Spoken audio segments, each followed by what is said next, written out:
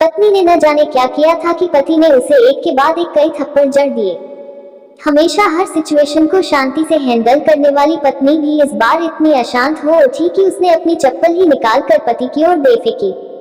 चप्पल पति के बालों को छूते हुए निकल गई। ये किस्सा यहीं पर खत्म हो सकता था, मगर पति ने इसे अपनी मर्दानगी का विषय बना लिया और बात बद से बदतर होती चली गई। रिश्तेदारों ने भी आग में घी का काम किया। किसी ने कहा, जो औरत अपने पति को चप्पल से मार सकती है वो न ही तो वफादार हो सकती है और न ही पतिव्रता। ऐसी औरत परिवार ही नहीं पूरे समाज पर कलंक की तरह है। बीवी के पक्ष वाले कहा पीछे रहने वाले थे। किसी ने कहा 21वीं सदी में भी जो स्त्री के साथ मारपीट करते हैं उन्हें तो जेल भेज देना चाहिए। तो कोई कहता जरूर उसको कोई और पसंद आ गई होगी इसलिए अब पत्नी से मारपीट करने लगा है। बात कोर्ट तक पहुंच गई। दोनों पक्षों ने एक दूसरे के खिलाफ केस फाइल कर दिया। पति ने चरित्रहीन होने का तो पत्नी ने दहेज और शारीरिक उत्पीड़न का आरोप लगाया। 2 वर्षों से अधिक समय के लिए केस चला था। इन 2 वर्षों के दौरान दोनों पति पत्नी अलग अलग रहे थे। इन 2 वर्षों के दौरान दोनों पक्षों के समर्थकों की संख्या कम हो गई थी। पहले जहां दोनों पक्षों में समर्थकों का समूह होता था, अब गिने चुने लोग रह गए थे। पति और पत्नी दोनों की आर्थिक स्थिति भी इस समय के दौरान नीचे गिर चुकी थी। जिन्हें वो अपना शुभचिंतक समझ रहे थे, पैसों की बात आते ही उन्होंने भी अपना पलड़ा झाड़ लिया था। अगर कोई देने को राजी भी हुआ तो मोटे ब्याज की शर्त पर। आखिरकार वही हुआ जो सब चाहते थे, डाइवोर्स। हर कोई खुश था, दोनों पक्षों के रिश्तेदार, उनके माता पिता और दोनों के वकील। लेकिन 5 साल की सुखद शादी और एक सुंदर बेटी होने के बाद मिले इस डाइवोर्स से पत्नी मूक थी और पति शांत। शायद ये एक इत्तेफाक ही था कि इस खुशी को मनाने के लिए दोनों पक्ष के लोग एक ही चाय की टपरी पर बैठे, आमने सामने। इत्तेफाक इसलिए क्योंकि ज्यादातर लोग जो एक दूसरे के विरोध पक्ष को सपोर्ट कर रहे थे वे एक दूसरे को अच्छे से जानते भी नहीं थे। पति पत्नी भी इन सभी से दूर एक दूसरे के सामने मेज पर बैठे। पत्नी ने पति से कहा, अब तो खुश होगे ना, तुम्हारे मन की जो हुई है मुबारक हो। तुम भी तो आज जीत गई हो, मुझसे तलाक तो तुम्हें भी मिल गया है। Congratulations to you too, पति ने कहा। तलाक को तुम जीत का प्रतीक समझते हो? पत्नी ने पूछा। पति चुप रहा। पत्नी बोली, लेकिन उस फ्लैट की कीमत तो 18 लाख की है। हाँ, लेकिन हमारी बेटी तुम्हारे साथ है और आगे जाके उसके खर्चे भी बढ़ेंगे, तुम्हें थोड़ी आसानी होगी। पति ने कहा, नहीं नहीं, मुझे सिर्फ 5 लाख ही देना और तुम हर महीने 8,000 तो देने ही वाले हो, मैं मैनेज कर लूंगी। अगर 5 लाख नहीं है तब भी कोई बात नहीं।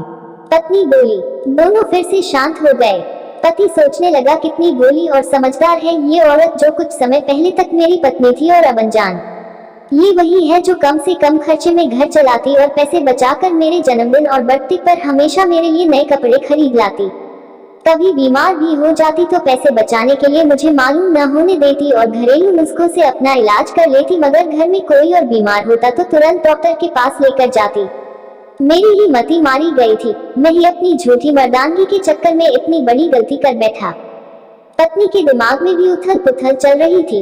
अभी भी वैसा का वैसा ही है, पहले भी खुद से ज्यादा हमारे बारे में सोचता था और अब भी वही कर रहा है। ये वही आदमी है जो मुझे एक्सीडेंट से बचाने के लिए खुद मोटरसाइकिल के आगे कूद पड़ा था और अपनी उंगली तोड़वा बैठा था। पता नहीं कौन सी मनहूस घड़ी में मैं झगड़ा कर बैठी। पति ने मौन तोड़ते हुए पूछा, अब तुम्हारे कमर का दर्द कैसा है? ज्यादा तकलीफ तो नहीं होती? पत्नी हल्का सा मुस्कुराई और बोली, अभी भी होता है, अब तो पेट में भी क्रैम्स उठते हैं। वो तो होगा ही, तुम योगा या कसरत भी तो नहीं करती हो। अब किसी गायनेकोलॉजिस्ट को जरूर दिखा देना, पति ने कहा। तुम बताओ, तुम्हारा अस्थमा कैसा है अब? क्या अब भी दौरे पड़ते हैं? पत्नी ने पूछा। हाँ पड़ते हैं, पहले से ज्यादा, क्योंकि अक्सर इन्हेलर भूल जाया करता हूँ याद दिलाने के लिए, तुम जो नहीं हो अब। पति बोला। तुमने भी तो मुझ पर दहेज का इल्जाम लगाया था, वो बोला। गलत था और इस बात का मुझे भी पछतावा हुआ, पत्नी ने कहा। पति कुछ कहना चाह रहा था लेकिन हिचकिचा रहा था। पत्नी ने पूछा, कुछ कहना चाहते हो? वो बोला, क्या सब पहले जैसा नहीं हो सकता? क्या मतलब? पत्नी बोली, मतलब कि हम फिर से पहले की तरह पति पत्नी बनकर, सच्चे दोस्त बनकर नहीं रह सकते। पति बोला। पर ये डाइवोर्स के पेपर दिखाते हुए पत्नी ने कहा। फाड़ देते हैं, पति ने अपने पास रखे डाइवोर्स के पेपर फाड़ते हुए कहा। पत्नी ने भी अपने पास रखे पेपर फाड़ दिए। सभी हैरान थे, वकील, रिश्तेदार और माँ बाप। पति पत्नी दोनों एक दूसरे के हाथ में हाथ पकड़े अपने घर की तरफ चले गए।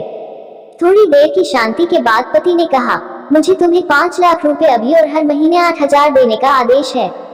अभी मेरे पास पैसे नहीं है, इसलिए मतलब मेरा जो सिटी में फ्लैट है उसे तुम्हारे नाम कर देता हूँ। कहानी अच्छी लगे तो लाइक शेयर एंड सब्सक्राइब करें। Thanks for watching.